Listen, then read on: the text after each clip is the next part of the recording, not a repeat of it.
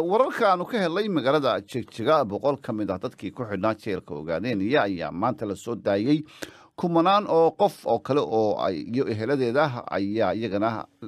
dibadda joogay waxaana la filayay maanta in dad badan la soo deynayo dadkaasi bacadka ayay maanta dhan fadhiyeen oo ay ku hungoobeen markii ay arki waayeen dadkoodiina maror dilaac ayaa meesha ka dhacay dowladdu waxay sheegtay in beritooda la sii deynayo maxaabiista maanta la sii daayay ayaa waxay u mahadnaqeen dowladda cusub ee ka dhalatay dalka Itoobiya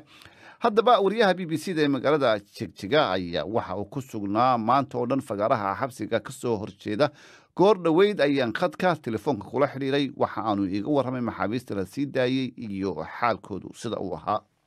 aldaafo dad baa la sii daayay oo ay dadkoodii eerkooda ay iyagu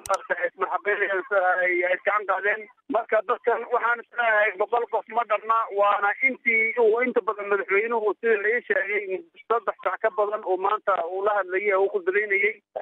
marka dad badan ayaa meeshii soo tugay oo kumaankum ka badan oo dadkoodii sugayay marka xaaladdu say u dhacday saasay ahayd oo waa la sii daayay dadna waa la sii daayay dadkii la filayayna meesha imanin marka nin guddiga fulinta ka tirsan ayaan la hadlay oo ku yiri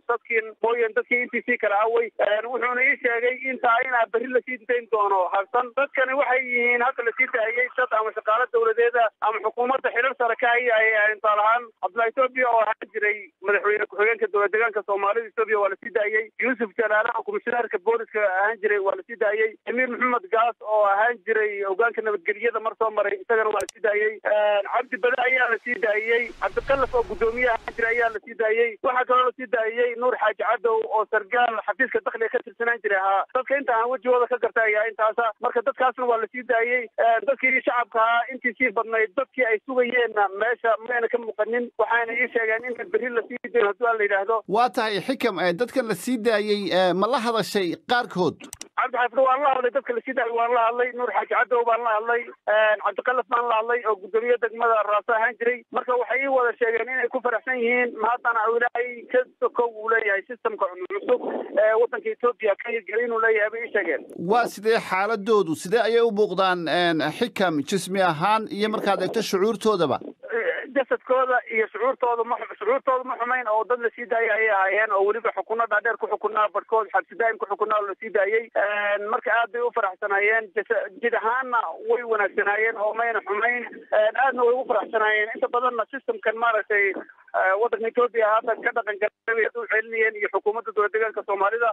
waxaad moodaa in jawi farxadeed aad u wanaagsan baa laakiin dibadda waxay ka timid dadkii inta badan sugayay 10 saacadood ka badan u taagnaa maxaabiista in la sii daayay markii dadkoodii kala waayeen oo carruur yar la jirto markaas ayaa markaa dad badan ay meesha ku ooyeen waa tahay marka dadkii dadkooda sugayay ee aan la soo dayna oohin iyo qalbigooda ayaan fiicnayn ayaad leedahay saasay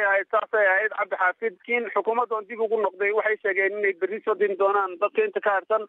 waxa dadka ka sii harsanaan doona ayay u dhaheen dadkii ama dilka geystay ama kufsi geystay oo maxkamadda janaa'iga iyagu ay xukunta dadkaas damiin ahaan iyo dadkan ay waxyeeleen baa maartay lala xaali doonaa xabsiguna waa saan idin sheegnay dadka waa laga wasaari doonaa shaad baan laga dhisayaa ay ilaa haatan ku adkaysanaysa xukuumaddu